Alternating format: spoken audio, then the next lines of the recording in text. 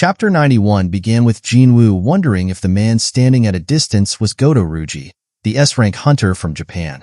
On the other side, Akari spoke up and asked Hanakawa about the man standing there, to which Hanakawa replied, "His name is Sung Jinwoo, a hunter who recently became an S-rank." Goto Ryuji noticed Jinwoo as well and began to wonder if he might be an assassin-type hunter. However, if he were, his presence wouldn't be so easily hidden, he added. So, Ryuji concluded that Jinwoo must be an exceptional assassin. Hanakawa overheard and asked, "Pardon?" She then clarified that Jinwoo was actually a mage hunter. Ryuji was surprised and said, "Impossible," but Hanakawa insisted, "It's officially confirmed that he's a mage type." Lim Taegyu also noticed Jinwoo and asked Cha Haein if he was the one responsible for ruining Min Sung's debut. Haein turned her gaze to Jinwoo and thought to herself that maybe he was the reason the atmosphere felt different all of a sudden.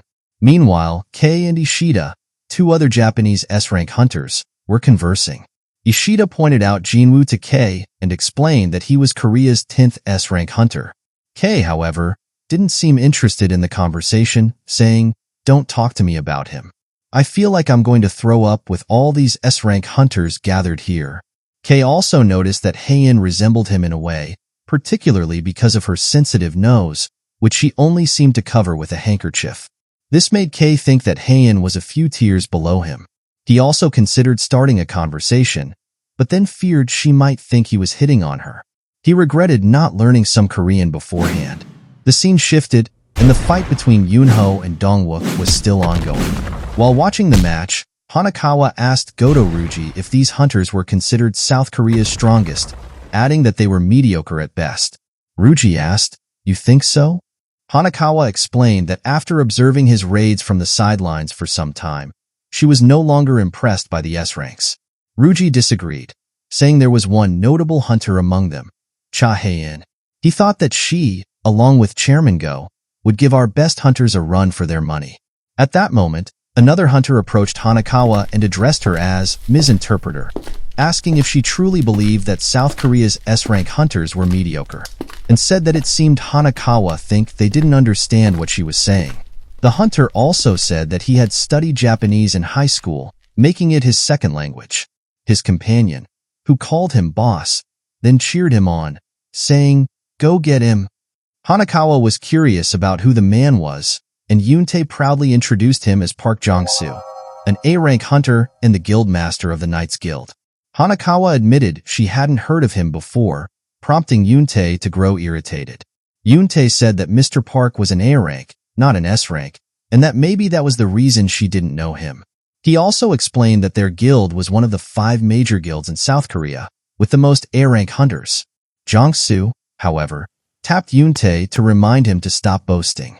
Hanakawa asked if they would participate in the Jeju Island raid, since, to her knowledge, only S-rank hunters were allowed. Ryuji chimed in, asking what Hanakawa meant by that. Yoontae immediately jumped to Mr. Park's defense, explaining that he was part of the defense team in charge of blocking access to the island. Hanakawa replied, "Good to hear because it wouldn't be wise to assign any important task to an A-rank hunter." This irritated Yoontae even more, but then Ryuji spoke to Hanakawa, telling her that if she was being discourteous, she needed to stop immediately. Jong-soo, not backing down, told her to knock it off, adding that Hanakawa was just an interpreter tagging along and didn't know anything. Now irritated, Hanakawa challenged Jong-soo, asking if he wanted to test her. She then introduced herself as an A-rank hunter and said, "Don't tell me you can't take on a mere interpreter who's just tagging along." She then removed her suit and revealing a powerful aura. Jong-soo retorted, "For Christ's sake, enough with the dissing." He was about to walk away when Hanakawa suddenly asked if he was a non-combatant hunter, implying that maybe this is the reason why he is refusing to fight. This irritated Jong-soo further. Jinwoo, who had been observing the situation, thought it looked like a potential fight was about to break out between 2 A-rank hunters, one from Japan and one from South Korea.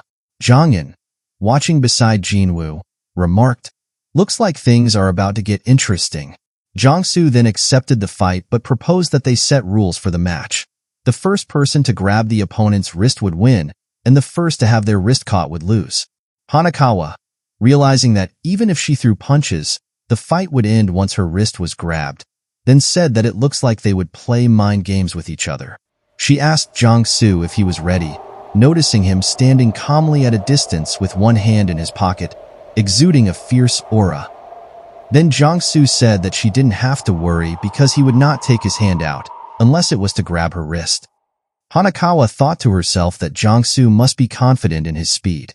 She then said, "All right, let's begin." Without hesitation, Hanakawa charged at Jiang-Su and unleashed a flurry of rapid attacks, all of which Jiang-Su easily dodged. On Hanakawa's mind, she was determined to wipe the smug look off Jiang-Su's face. But with a swift kick attack, Jiang-Su managed to knock Hanakawa's hand away, stopping her onslaught. Jiang-Su commented, "For the record, I didn't hit you. It was just a little shove. Do you understand?" Hanakawa, trying to hide her frustration, apologized sarcastically. "Sorry, I'm having a hard time understanding your accent." She also added that Jiang-Su was just trying to look cool in his ripped pants. Suddenly, Hanakawa rushed at Jiang-Su, thinking this was her chance.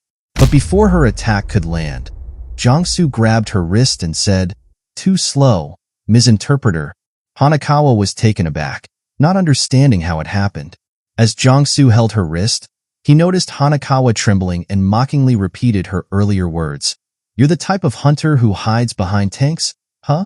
Seems like you've got no one-on-one experience." He continued, "In South Korea, we often run into troublemakers, and sometimes we have to fight our own kind. If things get worse, we might even have to kill them. And unlike magic beasts, humans don't move so simply. You're dead if you can't predict your opponent's next move. If I had a sword, I would have sliced your throat, not your wrist," he added. Hanakawa then pulled away her hand from Jiang-Su's grip as she looked irritated.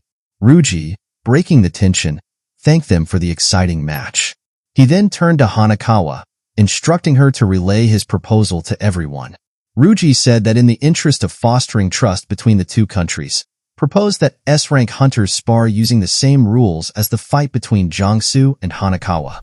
Chairman Go walked in and agreed and said it sounds good. However, mage-type and non-combatant hunters should be excluded, since it would be difficult to determine who wins. Baek Yoon-ho then also suggested additional rules. If a hunter grabbed the opponent's wrist, back, or knocked them down, that would be an automatic win. He added also that multiple hunters must compete against each other instead of having one-on-one matches. He asked then if everyone agreed, and after Hanakawa translated his words to Ryuji. Ryuji then considered the new rules. He realized that knocking one person out could turn the tide of the fight, and assassin-type hunters would have a significant advantage.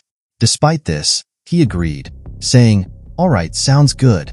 The hunters representing South Korea would be S-rank hunters Baek Yoon-ho, Ma Dong-wook, Cha Hae-in, and Lim Tae-gyu.